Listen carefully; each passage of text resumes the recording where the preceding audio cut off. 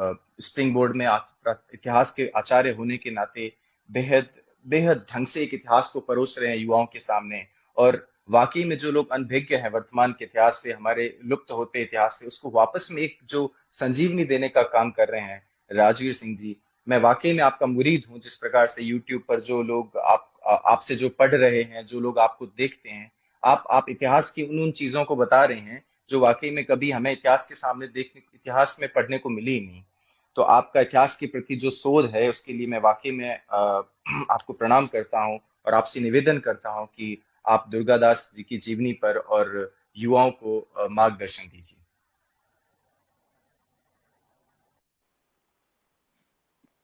क्षमा करें सभी लोगों को, आप सुन पा रहे हैं मुझे? जी जी बिल्कुल। जी।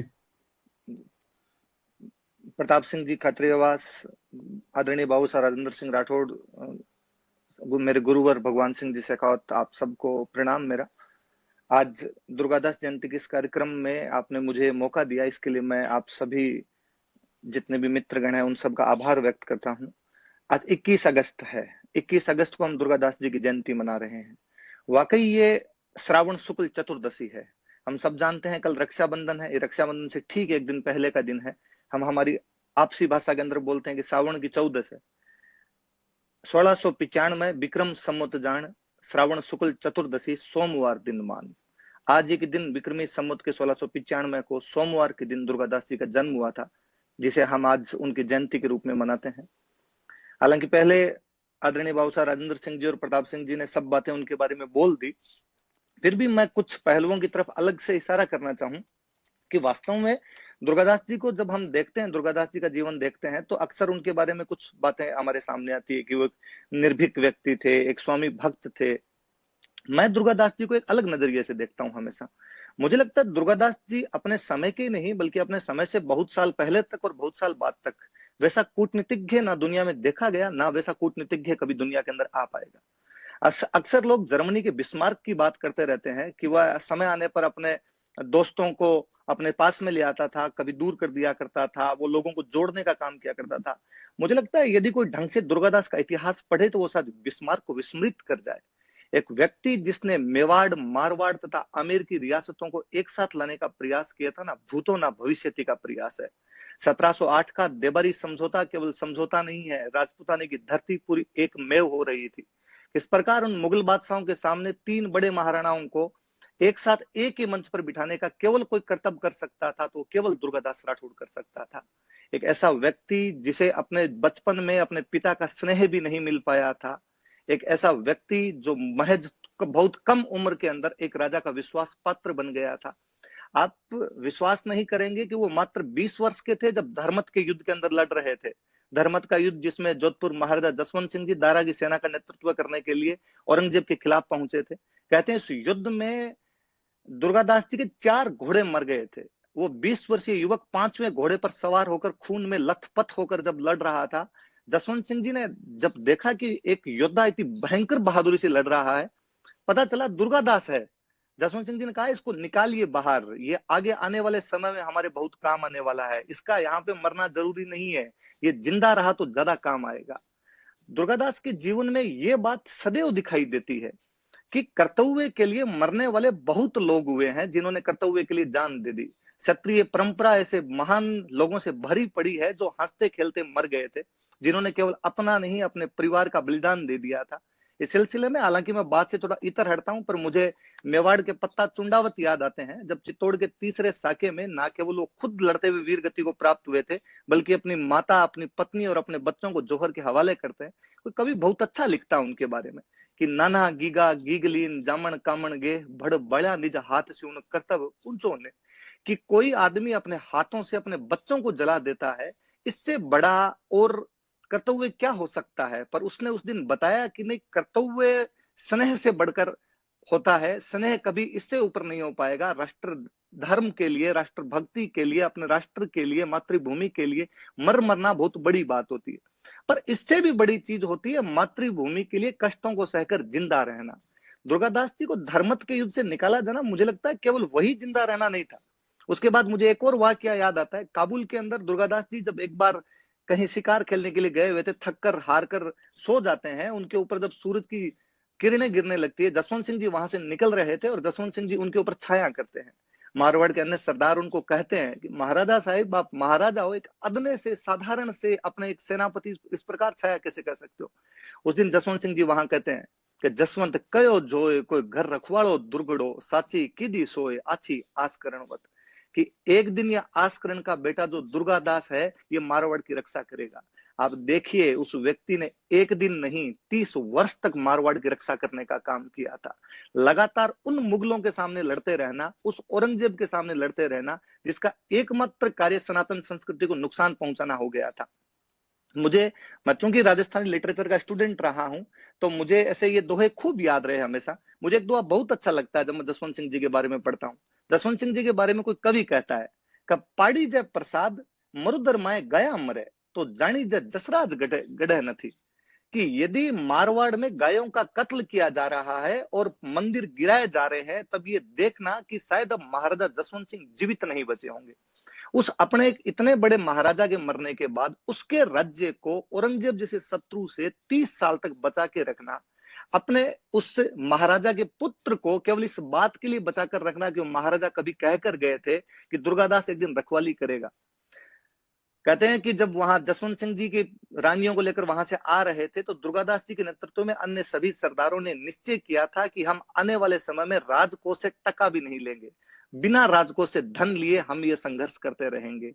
कोई व्यक्ति आज के समय में जब हम देखते हैं कि केवल वणिक वृत्ति ही शेष रह गई है, तब दुर्गादास जी बहुत कुछ सिखाते हैं। उस व्यक्ति को पता था कि हम अकेले नहीं लड़ पाएंगे, इसलिए वह जानता था कि कौन व्यक्ति अपनी सहायता कर सकता है। कि वो मेवाड़ महाराणा राज सिंह जी हो सकते हैं जो अपनी सहायता कर सकते हैं। क्या गजब का हिंदू कुल भूषण रहा होगा मेवाड़ महाराणा राज सिंह, कि जब दुर्गादास जी ने उनको जाकर कहा कि अजीत सिंह जी की रक्षा की जिम्मेदारी अब आपको लेनी पड़ेगी, वह व्यक्ति हाथों हाथ तैयार होता है, केलवा की जागीर देता है, इनको अपने वहां पर रखता है और कहता है आप तो लड़िए, मैं आपके संघर्ष में हमेशा साथ खड़ा रहूंगा। दुर्गादास और कितना आगे की सोचते हैं। उस मुगल बादशाह को, जो मुगल बादशाह पग पग पर अपनी चालें चल रहा था, हर कदम कदम पर अपने नए छल बल के तरीके अपना रहा था, उसके बेटे को उसके खिलाफ कर देते हैं। आज जब उन बातों को पढ़ते हैं तो भी मुस्कुराहट तैरती है। कैसा व्यक्ति रहा होगा जिसने औरंगजेब के बेटे से औरंगजेब के खिलाफ विद्रोह करवा दिया था। 1 जनवरी 1681 का वह दिन जब नाडोल में शहजादे अकबर को यहाँ पर मुगल बादशाह घोषित कर दिया गया था, औरंगजेब ने अपने बाल नोच लिए होंगे। औरंगजेब ने सोचा कि यार ये कैसे कर सकता है, मैं जिन लोगों के खिलाफ लड़ रहा था वो लोग मेरे बेटे को यहाँ से निकाल कर ले गए। उससे बड़ी बात, बड़ी जोरदार, जब औरंगजेब पुनः, औरंगजेब में मैं अक्सर हमेशा सामान्य बातचीत की भाषा में कहता हूं, हालांकि कोई बुरा नहीं माने, कि औरंगजेब में जगीरा की तरह कमीनापन कूट कूट के भरा हुआ था। और औरंगजेब वाकई उस हद तक कमीने हद का आदमी था। और उसने जब वापस दुर्गादास और अकबर के अंदर और फूट डलवाने की कोशिश की, तो दुर्गादास जी का अकबर को जो साउथ में संभाजी के पास लेकर गए थे, उस रूट का यदि वर्णन कोई पढ़ ले तो रोंगटे खड़े होते हैं कि किन रास्तों से वो निकाल कर लेकर गए थे। चप्पे चप्पे वो मुगलों की सेना लगी हुई है, उनके बीच से निकालते हुए, नदियों के बहाव को चीरते हुए दक्षिण भारत में संभाजी तक पहुंचना। वह व्यक्ति केवल राजस्थान के राजाओं को एकजुट नहीं कर रहा है, वो दक्षिण भारत तक पहुंच पा रहे हैं। एक बात और जो अक्सर लोग जानते नहीं है, कहते हैं कि जब दक्षिण भारत में औरंगजेब शिवाजी के खिलाफ लड़ रहा था पहले, तो महाराज शिवाजी के खिलाफ लड़ने के लिए शाइस्ता खान को वहां पर भेजा हुआ था। महाराज शिवाजी एक दिन शाइस्ता खान के महल में घुसकर शाइस्ता खान का अंगूठा काट लेते हैं। लोग केवल इतनी घटना जानते हैं। इस घटना की इतर की बात यह है कि वो अंगूठा काटने वाली घटना में महाराज शिवाजी सहित 400 सैनिक उस महल के अंदर घुसे थे। उन 400 मुगल सैनिकों को मराठों की ड्रेस देने वाला यदि कोई बंदा था तो दुर्गादास राठौड़ था। उस दिन जसवंत सिंह के नेतृत्व में दुर्गादास राठौड़ वहां पर लड़ रहे थे और दुर्गादास राठौड़ का यह प्लान था कि शिवाजी के सैनिकों को मुगलों की ड्रेस देकर अंदर घुसाया जाए और ये शाइस्ता खान को आतंकित कर पाए। वो दिन था, उसके बाद शाइस्ता खान कभी साउथ इंडिया में दिख नहीं पाया था। जब अकबर को यहाँ से लेकर चले गए, 7-8 साल तक वहां साउथ इंडिया में वो संभाजी के पास में रहते हैं। औरंगजेब का पूरा ध्यान साउथ इंडिया की तरफ केंद्रित कर दिया गया था। मारवाड़ को इससे ज्यादा सुरक्षित स्थिति के अंदर दुर्गादास जी नहीं ला सकते थे जैसा उस टाइम ला पाए थे। हम अक्सर हिस्ट्री के अंदर पढ़ते हैं कि नेपोलियन के लिए स्पेन का जो फोड़ा था वो नासूर बन गया था। कुछ उसी प्रकार औरंगजेब के लिए बाद में साउथ इंडिया की धरती वाकई नासूर बन गई थी। मुगलिया सल्तनत का पतन उसी दिन लिख दिया गया था जिस दिन दुर्गादास जी शहजादे अकबर को लेकर दक्षिण भारत के अंदर पहुंच चुके थे। आप और देखिए, वहां पे दुर्गादास जी संभाजी को इस बात के लिए प्रेरित करते हैं कि वो आमेर महाराजा राम सिंह जी को कहे कि जब मैं और अकबर दोनों गुजरात के रास्ते होकर मुगलों पर अटैक करेंगे तो उधर से आमेर महाराजा राम सिंह हमारा साथ देने के लिए आ जाए। बाकायदा संभाजी का संस्कृत में लिखा हुआ एक लेटर है जिसके अंदर संभाजी राम सिंह जी कहते हैं कि राम सिंह जी अब समय आ गया जब आप उधर से आ जाइए। योजनाएं क्रियान्वित नहीं हो पाई होगी वो एक अलग बात है, लेकिन उस समय इन योजनाओं का बनाना भी उस आदमी के लिए कितनी बड़ी बात थी।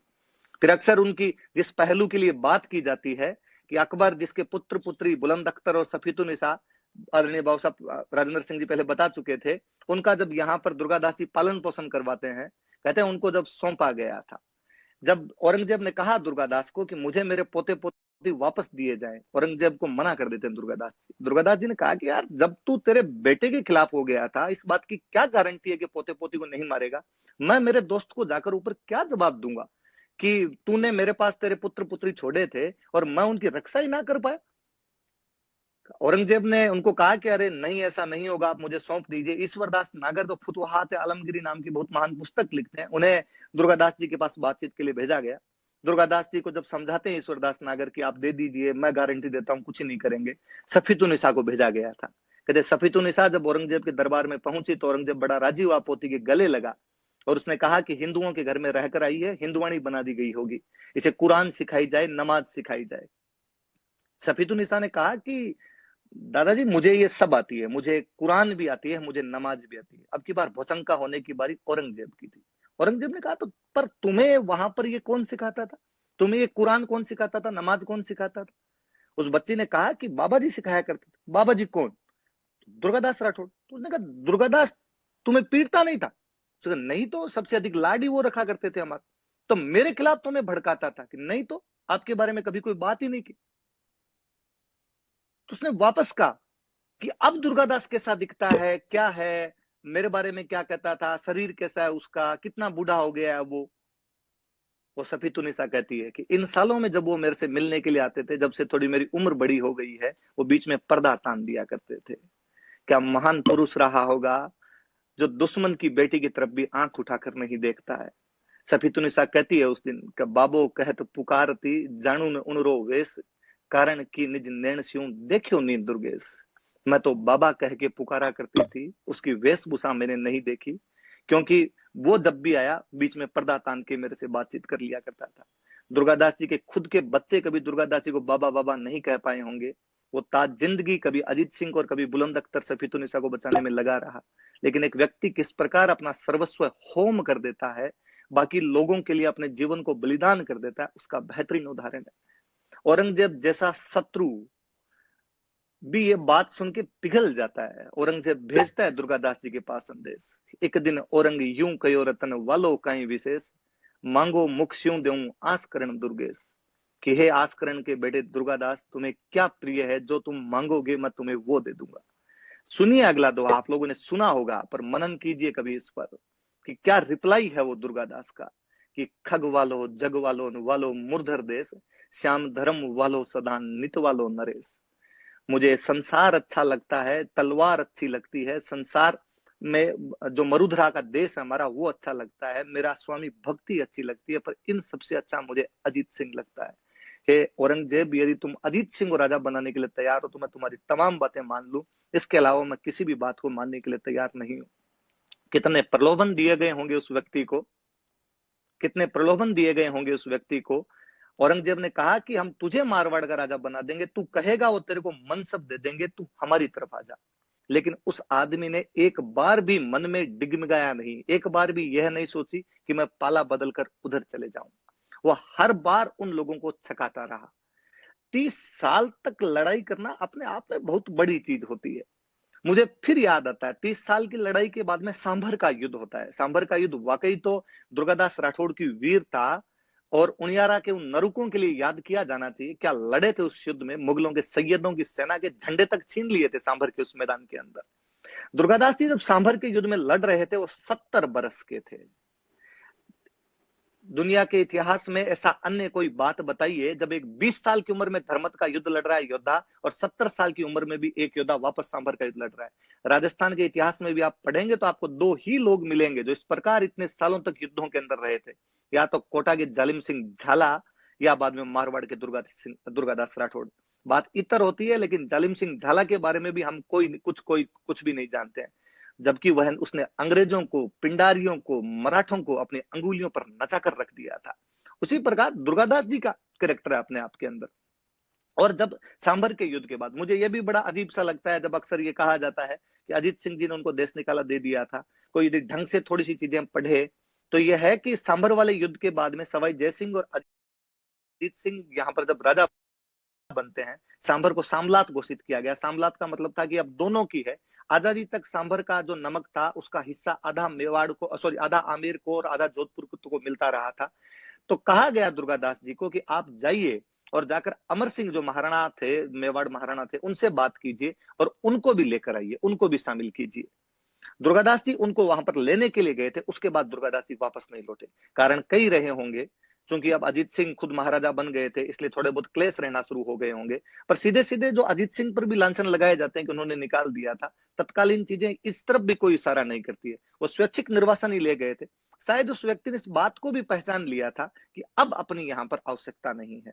एक व्यक्ति जब अपनी चीजों को पहचान लेता है, उससे अच्छा भी कुछ नहीं होता कि आपको जब तक वहां पर जो सम्मान इज्जत प्राप्त होती है वो की जाए, उसके बाद यदि आपको थोड़ा सा भी लगता है, आप चुपचाप निकल जाइए। इतिहास में ऐसा एक और व्यक्ति है, बहराम खान। बहराम खान की जब हम हिस्ट्री पढ़ते हैं तो अकबर को मुगल बादशाह बनाने के लिए उसने अपना सब कुछ दांव पर लगाया था। भले ही वो दुश्मन रहा होगा, लेकिन बहादुर व्यक्ति था। बहराम खान जब अकबर स्टेब्लिश हो गया था, तब वो बहराम खान को उसके पदों से हटा देता है। लेकिन बहराम खान को जब उसके पदों से हटाया गया तो बहराम खान ने अकबर के खिलाफ विद्रोह कर दिया था। आप दुर्गादास जी को देखिए कि जब उन्हें थोड़ा सा अंदेशा भी हुआ कि अजीत सिंह जी का मेरे प्रति आंखें भी फिर रही है, वो चुपचाप चले गए थे। स्वामी भक्ति की पराकाष्ठा है। कभी समझ नहीं आता कि राजस्थान का इतिहास या भारत का इतिहास उस व्यक्ति को याद क्यों नहीं करता। मैं हमेशा कहता हूं कि यूरोप जैसे किसी देश के अंदर दुर्गादास जी पैदा हुए होते तो उस देश के राष्ट्रपिता घोषित किए जाते, उस देश का नाम शायद दुर्गादास जी के नाम पर होता। यूं ही नहीं कहा किसी कवि ने कि धमक धमक ढोल बाजे अच्छी धमक नगारा की, असह घर दुर्गो नहीं हो तो सुन्नत होती सारा की। कि उस दिन यदि आस्करण के घर पर वो दुर्गादास पैदा नहीं हुआ होता तो सबको मुसलमान बना देता वो औरंगजेब। यदि सब हिंदू बने रहे, बचे रहे, आज हिंदू राष्ट्र की बात की जाए, तब दुर्गादास को कैसे याद नहीं किया जाता। आज के दिन भारत में सेलिब्रेशन किया जाना चाहिए। मुझे याद आती है पंक्तियां जब अटल बिहारी वाजपेयी उज्जैन में दुर्गादास राठौड़ की छतरी का अनावरण कर रहे थे, तब उन्होंने कहा था कि इस बेजान मूर्ति के अंदर भी दुर्गादास की जान नजर आती है, बोलता हुआ नजर आता है दुर्गादास। मुझे लगता है केंद्र की अब तो सरकार को इस बारे में और सोचना चाहिए। दुर्गादास जी को जितना सम्मान दिया जाना चाहिए था उतना सम्मान नहीं दे पाए। केवल स्पेस के अंदर उनके बारे में बात करने से दुर्गादास जी नहीं बाहर आ पाएंगे। वाकई उनकी चीजों को आत्मसात किया जाए, उनकी जो लेगेसी थी उसको आगे बढ़ाया जाए, ये दुर्गादास जी के प्रति वाकई सच्ची श्रद्धांजलि होगी। उनके गुणों के बारे में बताया जाए कि वो कितना बड़ा कूटनीतिज्ञ थे, कितने बड़े संगठन निर्माता थे, कितने बड़े समन्वय करने वाले व्यक्ति थे, कि इतने सारे लोगों को एक ही मंच पर लाकर रखना। क्या उन लोगों में टकराव नहीं रहे होंगे? उन लोगों में विरोधाभास नहीं रहे होंगे? मेवाड़ के 4 महाराणाओं, राज सिंह, जय सिंह, अमर सिंह सेकंड, संग्राम सिंह सेकंड के साथ काम किया।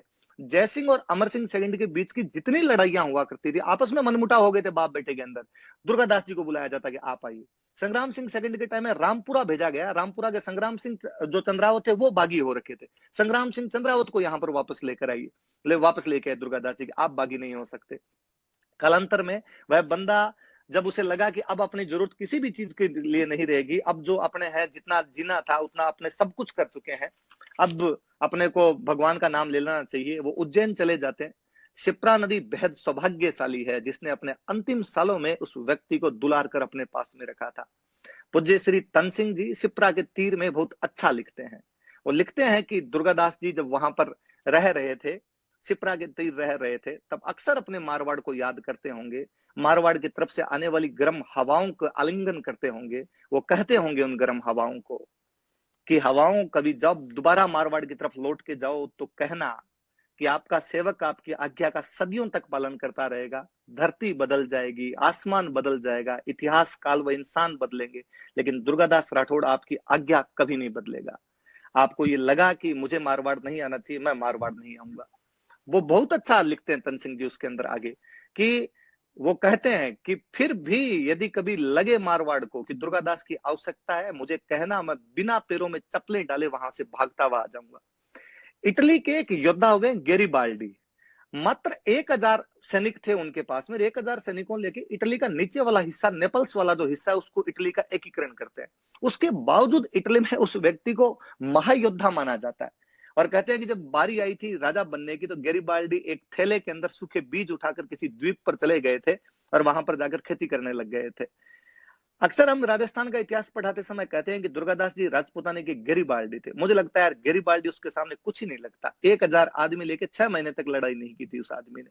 यहाँ पर अपने अलग अलग साथियों के साथ 30 साल तक उस व्यक्ति ने संघर्ष किया था। गेरिबाल्डी के साथ में तो तुलना करना अपने आप सूरज को दीपक दिखाने के समान हो जाता है। वो गेरिबाल्डी से बहुत ज्यादा महान थे। जमस्टोड यकीनन उनके बारे में सत्य कहता है कि वो राठौड़ों का यूलाइसेस था।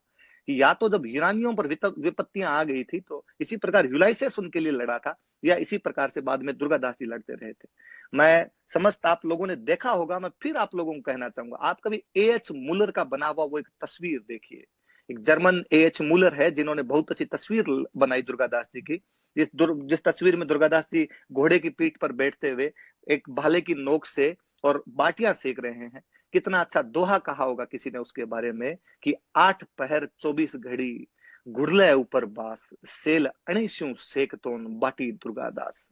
कि 8 पहर 24 घड़ियां वह घोड़े पर ही बैठा रहता था अपने भाले की नोक से, और उसने वहां पर बाटियां सेक ली थी, उसने वहां पर रोटियां सेक ली थी।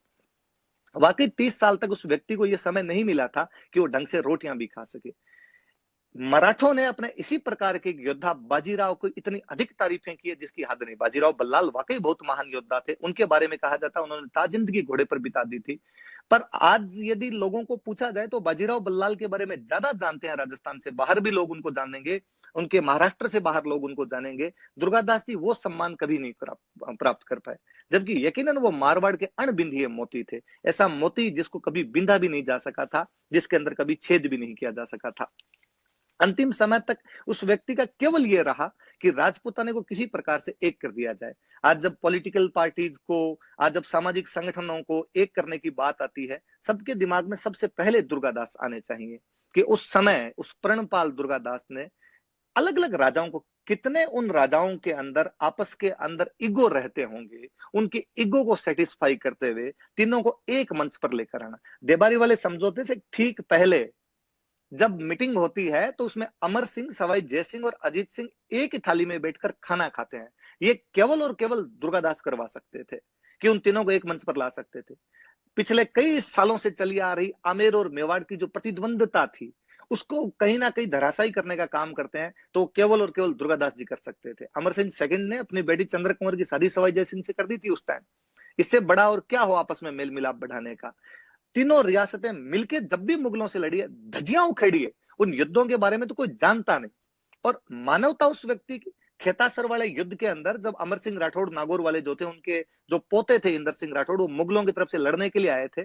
सोनक चांपावत, वो बेहतरीन नाम है, विठलदास चांपावत के बेटे सोनक चांपावत और दुर्गादास राठौड़ जब उस खेतासर वाले युद्ध में लड़े और इंदर सिंह को भागने के लिए मजबूर कर दिया। और ये मारवाड़ की धरती, ना दूर दूर तक बंदा ना बंदे की जात, वहां पे आदमी पानी से प्यासा मर जाए। और इंदर सिंह राठौड़ की सेना प्यास से मरी, उनके पास पानी नहीं। इंदर सिंह राठौड़ ने एक आदमी दुर्गादास जी के पास भेजा और दुर्गादास जी को भेज के कहा कि पानी पीने की अनुमति दी जाए, आप जहां खेतासर की तलहटी में रुके हुए हैं वहां पर तालाब है। दुर्गादास जी अपनी सेना को पीछे टका चेराई ले जाते हैं तथा इंदर सिंह के पास समाचार भिजवाते हैं कि आप आइए तथा आप आकर यहाँ पर अपने घोड़ों को पानी पिलाइए, खुद पानी पीजिए। मानवता की कितनी बड़ी मिसाल उसने दुश्मन के प्रति भी कर दी होगी। साथियों ने कहा कि साहब मुगलों की तरफ से लड़ने वाले लोग हैं, हम इनका साथ क्यों दें। उन्होंने कहा नहीं, इस समय अपने भाई बंधु है, पहली बात राठौड़ है, अपने साथ के हैं, पानी क्या हो सकता है, अगर दूसरे भी होते तो रोका कैसे जा सकता था। कहते हैं औरंगजेब ने एक बार दुर्गादास जी को मरवाने का प्रयास किया था। कितना दिमाग लगाया करते थे। गुजरात के आसपास थे, जब उनको कहा कि मुगलों के दरबार में आए, उनको लगा कि चूक होगी, वो बंदा उधर गुजरात से निकल के जालोर की तरफ निकलता है। मुगल पीछा करते हैं, भगवान जाने अरावली की तलहटियों में कहां से निकलकर वो मालवा की तरफ चले गए थे। मुगल सैनिक वापस लौट कर गए और औरंगजेब को जाकर कहा कि हम दुर्गादास जी को नहीं पकड़ पाए। उस धर्मांध बादशाह ने कुरान हाथ में ली हुई फेंक दी थी उस दिन। उसने कहा था, रे ये आदमी, उसने शिवाजी के बारे में कहा था कि इस पहाड़ी चूहे को तो मैं मसल के रख दूंगा, लेकिन ये मारवाड़ी कुत्ता अभी तक मेरे हाथ में नहीं आता। किस कदर नफरत भरी भी रही होगी उसमें दुर्गादास के प्रति। और उस दुर्गादास ने औरंगजेब को नचा के रख दिया था। मेवाड़ में, मारवाड़ में।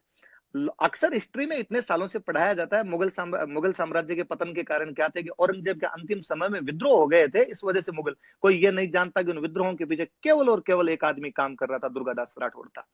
औरंगजेब के मरने के बाद में जब सवाई जयसिंह जी यहाँ से वापस दुर्जन साल हाड़ा को, उधर छत्रसाल बुंदेला को, उधर साहू जी महाराज को जब लेटर लिखते हैं और इनको लेटर लिख के कहते हैं हम सबको एक होने की आवश्यकता है, तब मुझे पुनः लगता है कि सवाई जयसिंह से भी ज्यादा दिमाग यहाँ पर किसी का काम कर रहा था, तो वाकई दुर्गादास जी का दिमाग काम कर रहा था, उनकी वजह से ये सब चीजें हो पा रही थी।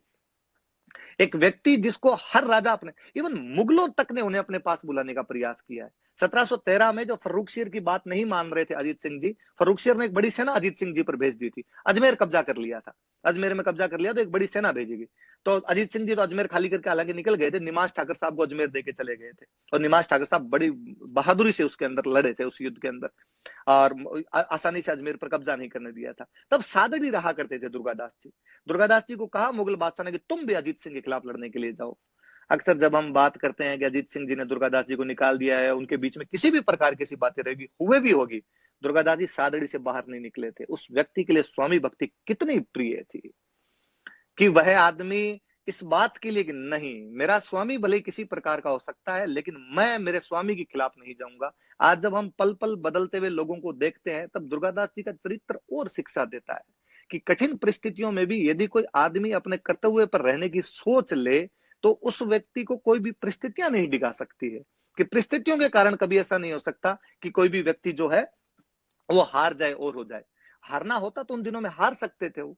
क्या था मारवाड़ में, न तो उनके पास में कोई ज्यादा सैनिक थे, ना उनके पास में ज्यादा धन रहा होगा, उनके पास कुछ साथी थे। और देखिए दुर्गादास जी के चरित्र से तो इतनी चीजें सीखने की जिसकी हद नहीं। वो लोग ये जानते थे कि किस व्यक्ति को क्या काम दिया जाना चाहिए, वो तमाम लोगों की इन बातों को भी पहचानते थे कि जब वहां से दिल्ली से निकल रहे थे अजीत सिंह और इनको लेकर दिल्ली से वो निकले थे, मर्मांतक दृश्य है जब रानियों को बीच में काट दिया गया था, वो वापस यहाँ पर आए थे। रणछोड़ दास खेरवा के ठाकर साहब थे, जब मुगलों की सेना पीछा कर रही थी, उनको एग्जैक्टली पता है रणछोड़ दास खेरवा को कि दुर्गादास जी यदि जिंदा रहे तो अजीत सिंह के लिए प्रयास कर लेंगे, इसलिए मैं भले ही मर जाऊं लेकिन दुर्गादास जी बचना चाहिए। वो कहते हैं वहां पे रण दुर्गे न आखियो सुनो सुर सुरताज। रणछोड़दास दुर्गादास को कहता है कि हे सुरताज सुनो, तुम दिल्ली भारत मारे बुझा तो ही मुरधर लाज, ये दिल्ली का भारत मैं लड़ लूंगा, तुम मारवाड़ की लाज रखना। वो कितना सही तरीके से जानते थे। मुझे और याद आता है कि निर्भीकता देखिए आप, लवेरा के ठाकुर साहब हुआ करते थे रघुनाथ सिंह जी, जब मुगल बादशाह का दूत रूप सिंह राठौड़ की हवेली जब ये दिल्ली में वहां पर रुके हुए थे, तो मुगल बादशाह का दूत आया और उसने आकर कहा कि मुगल बादशाह ने कहा है तुम अजीत सिंह को सौंपो, अजीत सिंह को मुगल बादशाह को सौंप दो, तुम यहाँ से चले जाओ, मुगल बादशाह उसका पालन कर लेगा। और उसने लेटर पकड़ाया, लवेरा के ठाकुर रघुनाथ सिंह भाटी उस लेटर को फेंकते हुए नीचे जमीन पर गिराते हैं, उसके ऊपर अपनी जूती रखते हैं और जूती रखते हैं मुगल बादशाह को जाकर कहना कि अब तक तो हुक्म सर माथे ले रहे थे, अब से जूती के नीचे जो तुमसे किया जाए वो कर लेना। वो दुर्गादास की तरफ देखता है दूत, और दुर्गादास की तरफ देखकर पुनः कहता है कि दुर्गादास तुम तो बताओ वास्तव में तुम्हारा क्या रवैया है, क्या जवाब देना चाहते हो। दुर्गादास जी अपनी तलवार के नोक से उस कागज को उठाते हैं और कहते हैं जवाब तलवार देगी। वो दिल्ली, दो चीजें, दिल्ली से मारवाड़ आना, अकबर को मारवाड़ से दक्षिण भारत लेकर जाना, शायद दुर्गादास जी नहीं होते तो शायद कोई नहीं कर सकता। गिने चुने सैनिकों के साथ में रास्ते बदल बदल कर इधर से निकलना। बाद में सोनक चांपावत, मुकुंदास खिंची, छोटे से बच्चे को लेकर कहां कहां घूमते रहे होंगे वो लोग। लोगों ने खूब अजीत सिंह को, उनके बारे में खूब सारी बातें कही, उनके कान भरे होंगे। अजीत सिंह ने उनके खिलाफ किसी प्रकार का कोई मन में द्वेष रखा भी होगा, लेकिन दुर्गादास जी कभी टस से मस नहीं हुए। उनके लिए एक ही दिमाग के अंदर था कि हमें क्या करना और क्या नहीं करना है। इसलिए इस 30 साल के संघर्ष के दौरान खूब सारे ऐसे अवसर आते हैं जब अजीत सिंह जी और दुर्गादास जी के बीच में इस प्रकार की चीजें दिखती है कि उनके बीच में कहीं ना कहीं मनमुटाव है। पर लेकिन दुर्गादास जी का व्यवहार इतना संयंत्र दिखता है कि अजीत सिंह चाहकर भी उनके खिलाफ कभी कोई कार्रवाई कर ही नहीं कर पाए थे। और उनको हमेशा लगता था कि नहीं यार, कोई बंदा इतना कूल कैसे हो सकता है। और तब लगता है कि यार कठिन परिस्थितियों के अंदर भी इतना शांत चित्त होना भी केवल दुर्गादास सिखाते हैं। अक्सर जब लोग कहते हैं कि सुविधाएं नहीं मिलती है इस वजह से और व्यक्ति आगे नहीं बढ़ पाता है, दुर्गादास उनको एक करारा तमाचा है। जिसके पिता ने उसको तथा उसकी माता को अलग छोड़ दिया था लूणेवा की जागीर देकर कि आप अलग से रहिए, आप मेरे साथ नहीं रह सकते, वह बालक जसवंत सिंह के दरबार में किस प्रकार पहुंच गया था, जसवंत सिंह के दरबार में कहां से कहां तक पहुंच गया था, ये चीज भी वाकई बहुत सिखाने वाली चीज है कि हमें जानना चाहिए उनके बारे में कि किस प्रकार से वह आदमी एक अदना सा, मतलब कितने कहानी है कि खेत में रखवाली कर रहे थे और जो राजा के आदमी थे वो अपने ऊंट लेकर आ गए और खेत के अंदर उन्होंने ऊंट घुसा दिए। और जब लोगों ने निकालने की कोशिश की गांव के लोगों ने, तो उन्होंने विरोध किया। दुर्गादास जी वहां पर एक बंदे को मार देते हैं। वो दूसरा बंदा भाग के आता है, जसवंत सिंह जी को कहता है कि हमें गालियां निकाल रहा था एक लड़का, और हमने जब विरोध किया तो उसने मार दिया अपने एक बंदे को। जसवंत सिंह जी ने कहा पकड़ के लाया जो उस बंदे को, पकड़ के बुलाया गया और दुर्गादास जी को पूछा गया ऐसा क्यों किया। कहते हैं बातों में बातों में दुर्गादास जी ने कहा, जसवंत सिंह जी ने कहा कि तुमने कैसे मारा था उस आदमी को। और उन्होंने अपने तलवार के एक ही झटके से उस दूसरे आदमी का सर उड़ा दिया। उनकी पहले दिन से आंख थी उस पर।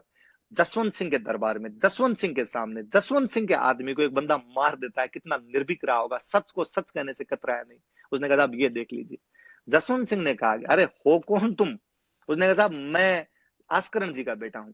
आस्करण जी की तरफ जब देखा जसवंत सिंह जी ने, तो आस्करण जी के वहां पर वचन है कि साहब निकम्मी औलाद है, इसलिए आप जो चाहो दंड दे दो। लेकिन जसवंत सिंह जी कहते हैं नहीं आस्करण जी, ये सपूत है। सत्य बात जसवंत सुनी, तुरंत अनुग्रह की, होनहार गुणी युवक को सेवा में रख लिए।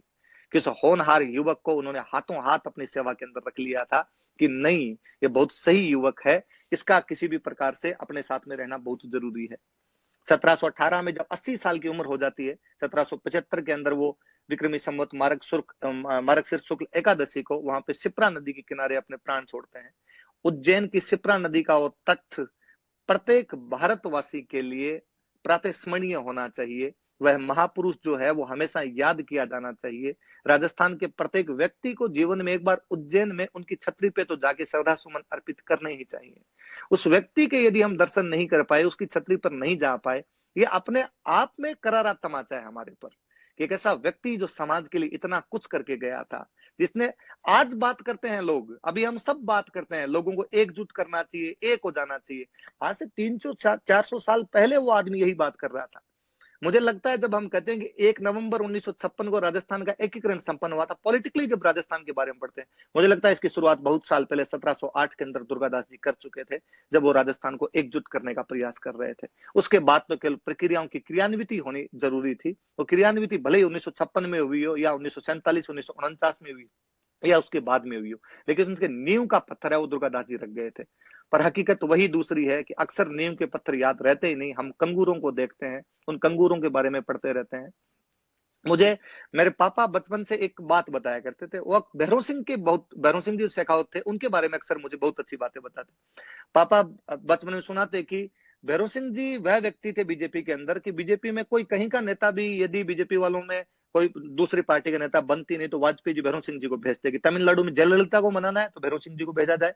यदि कोई अकाली दल वाले नहीं मान रहे तो भैरव सिंह जी को भेज दिया जाए, कोई चौटाला जी नहीं मान रहे तो भैरव सिंह जी को भेज दिया जाए। मुझे लगता है ये चीज भी बाई ब्लड आती है कहीं ना कहीं कि भैरव सिंह जी ने कहीं ना कहीं दुर्गादास जी को पढ़ा होगा, उन्होंने वो सीखी सीखी होगी चीजें कि मुगलों को मनाना है तो दुर्गादास जी जाए, मेवाड़ वालों को मनाना है तो दुर्गादास जी जाए, मराठों के साथ बात करनी है तो दुर्गादास जी जाए।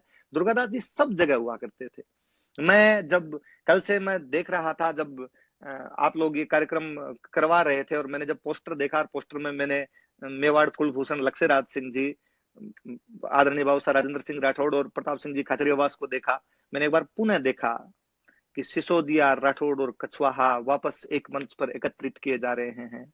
मुझे मंच पुनः दुर्गादास राठौड़ के उस देबारी समझौते की याद दिला रहा था कि कुछ ऐसा ही तो 1708 के अंदर वो लोग कर रहे थे। उनके प्रयास सफल नहीं हो पाए होंगे, यदि ये प्रयास भी सफल हो जाए तो हम दुर्गादास जी के जीवन को वास्तव में सच्ची श्रद्धांजलि दे पाएंगे। मैं शायद कुछ ज्यादा ही बोल गया हूं। मैं चाहूंगा कि आप दूसरे स्पीकर को बोलने का मौका दें। धन्यवाद, आपने मुझे बोलने का मौका दिया। राजवीर, राजेंद्र राठौड़। राजवीर, मैं तुम्हें बहुत बहुत धन्यवाद देना चाहूंगा। अगर मैं तुम्हारा पूरा भाषण नहीं सुनता तो मेरे में जो दुर्गादास जी के बारे में मेरे ज्ञान के चक्षु नहीं खुलते। आपने इतिहास की जिस प्रकार की विवेचना की है और इतिहास की जितनी अच्छी जानकारी आप में है और जिस प्रकार प्रेजेंटेशन आपने किया है, निश्चित तौर पर हमें गौरव है कि आप जैसे होनहार नौजवान आज भी इतिहास को के इतने मर्मज्ञ विद्वान होते जा रहे हैं। बहुत बहुत बधाई और आयोजकों को बहुत बहुत धन्यवाद के एक ऐसे स्पीकर को आपने इस पूरे वर्चुअल प्लेटफॉर्म दिया। मैं समझता हूं कि हम सब के बजाय अगर अकेले राजवीर बोलते तो दुर्गादास के पूरे चरित्र को समाहित कर जाते। आपको बहुत बहुत बधाई। बाबा साहब मैं चलको ही कहूं मन ध्यान तो ठीक। जैसा कि हुक्म राजेंद्र सिंह जी ने फरमाया राजवीर साहब, क्योंकि आज के कार्यक्रम की जो एक ना मुख्य आकर्षण जिस विषय को लेकर था वो आप पर ही थी, सबकी निगाह है। क्योंकि राजवीर साहब के पास वो इतना नॉलेज है और इतिहास के बारे में इतनी जानकारी है कि वो हम सब युवाओं को उसके बारे में बहुत बेहतरीन और बहुत गहराई से बता सकते थे। और वह काम आपने बहुत बखूबी के साथ किया। और बड़ी खुशी होती है हमें कि आपके जैसे इतिहासविदों के कारण, प्राचार्यों के कारण विभिन्न प्रकार की शिक्षण संस्थाओं में हमारे युवा लाभान्वित हो रहे हैं। और बहुत बहुत धन्यवाद राजवीर साहब का। और इसी बीच हमारे बीच मौजूद है डॉक्टर भगवान सिंह जी शेखावत